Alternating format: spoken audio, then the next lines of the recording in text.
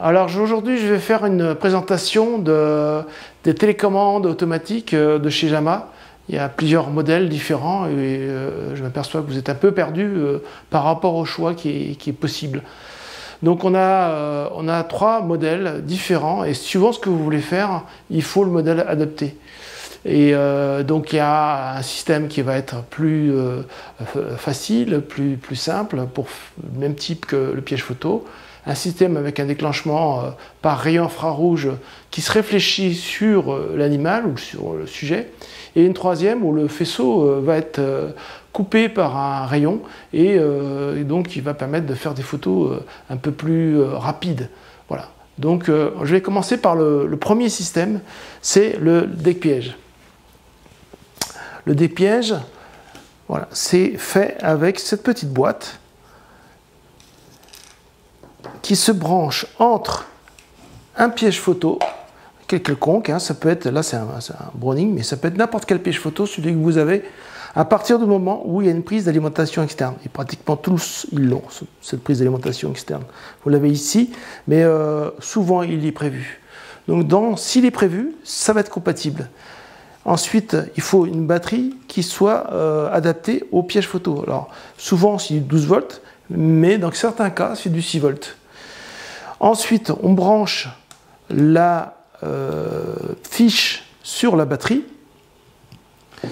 On branche l'autre fiche, l'autre côté, sur le piège photo. On met en marche le piège photo, évidemment. Donc, s'il est déjà sur l'arbre, eh bien, vous avez juste à arriver et à brancher la fiche sur le piège photo et ça se met en marche tout seul. Et ensuite, vous avez un cordon qui va entre l'appareil photo et cette petite fiche. Et quand le piège photo va déclencher, ça va déclencher automatiquement l'appareil photo. Et les flashs, du coup, aussi. Donc, le principe de ce système, c'est simple, c'est la consommation électrique du piège photo qui est surveillée.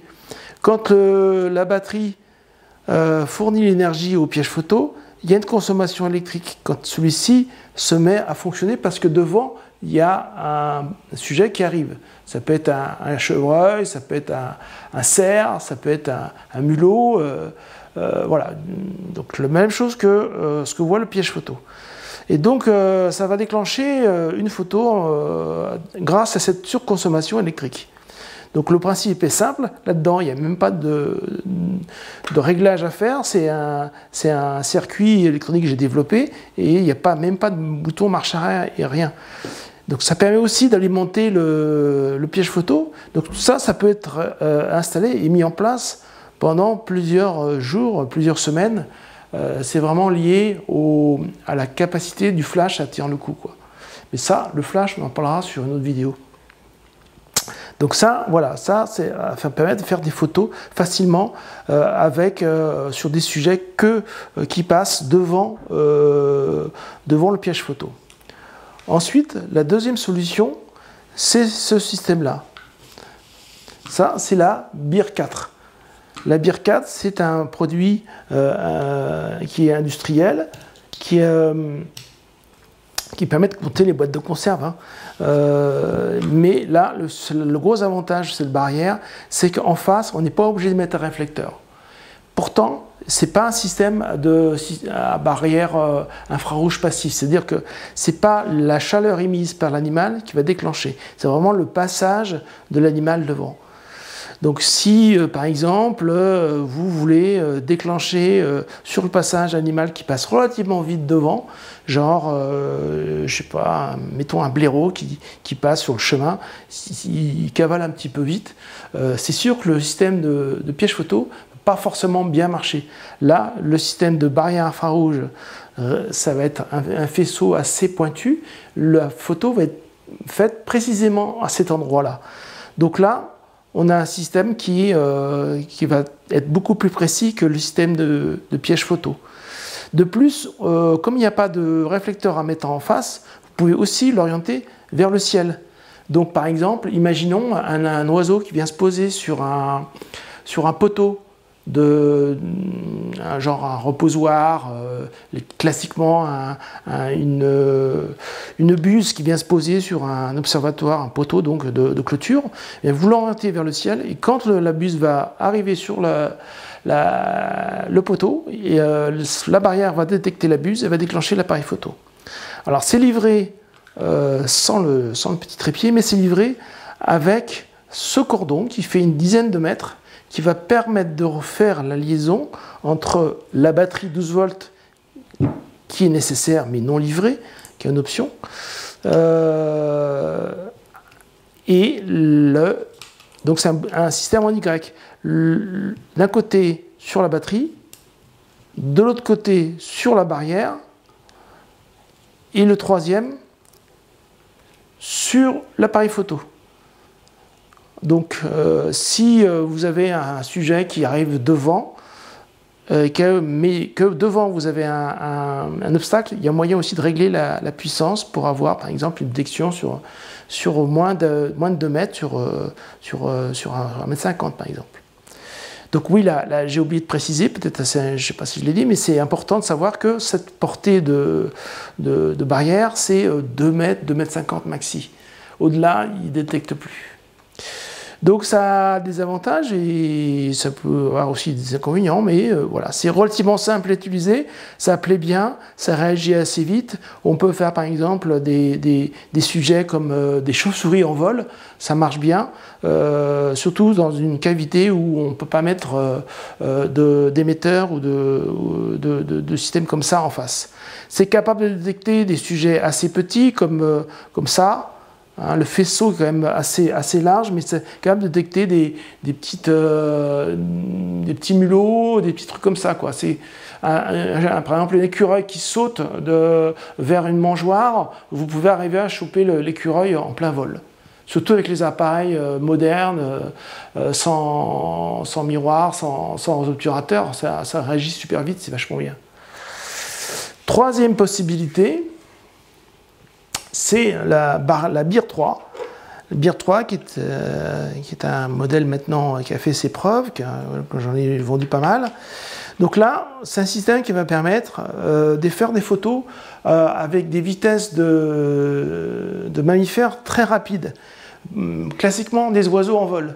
Donc des petits passereaux en vol, mais aussi des chouettes, la chouette effraie, ou ce qui est très apprécié avec cette barrière, c'est les chauves-souris en vol. Les chauves-souris en vol, c'est vraiment l'appareil qu'il vous faut. Donc là, ça marche avec un émetteur qui émet des infrarouges et le récepteur, ici, qui reçoit les infrarouges. Quand le récepteur reçoit les infrarouges, tout va bien. Dès que le faisceau est coupé, le récepteur déclenche l'appareil photo. Sauf que sur cette barrière, elle est assez sophistiquée. Il y a plusieurs modes qui permettent de faire les photos suivant des cas. Si c'est des passereaux en vol, il y aura un mode spécifique. Si c'est des chauves-souris en vol, un mode spécifique. Si c'est des chouettes effraie, chouettes hulottes ou je ne sais quoi en vol, il y a un mode spécifique. Donc ça, c'est détaillé dans la référence de la barrière infrarouge. Mais voilà, ça va permettre de faire des sujets en plein vol à des vitesses remarquables. Vous pouvez faire aussi des insectes en vol. Vous pouvez faire aussi des gouttes d'eau. Les gouttes d'eau qui tombent dans la bassine. Vous pouvez le faire aussi avec cette barrière. Donc des sujets plutôt très en mouvement, très rapides. Donc voilà la barrière, la BIR 3, qui permet ces possibilités. Vous avez aussi plusieurs entrées, plusieurs sorties qui permettent soit de commander un flash, soit de commander un appareil photo, soit un élément externe, soit de coupler une BIR 4 avec une BIR 3. Vous pouvez aussi, on peut faire des mélanges de barrières infrarouges ou de systèmes de détection externes pour déclencher sur la barrière plus une autre barrière, l'un ou l'autre, ou l'un et l'autre. Voilà, c'est assez complexe tout ça, mais je ne veux pas être trop long. Donc voilà les trois systèmes de déclenchement possibles que l'on peut faire chez nous. Donc ils couvrent un petit peu tout ce qu'on peut imaginer comme système de déclenchement sur les systèmes automatiques de déclenchement. Là, il y a toutes les possibilités, soit du mammifère genre cerf, chevreuil, le deck piège, soit le sujet genre mammifère en mouvement, mais pas hyper rapide, comme un renard, un oiseau qui arrive sur un poteau, soit le système ultra rapide de nuit, donc là, plutôt les chauves-souris, les passereaux, tout ce qui vole très vite, qui va très vite. Voilà. Donc voilà la présentation terminée. On va faire d'autres présentations où je vais aller sur le terrain et vous montrer comment ça se passe sur le terrain. Est-ce que c'est compliqué d'installer tout ça? Il faut des flashs souvent, donc il faut vous équiper de flashs. Si vous n'en avez pas, il faudra en acheter parce que c'est un petit peu la base du truc. Souvent les animaux fonctionnent la nuit, ils tournent beaucoup la nuit pendant que nous on dort. Donc si vous avez un appareil photo dans votre placard qui prend la poussière, autant le mettre dans la nature et faire des photos avec. Voilà, à bientôt.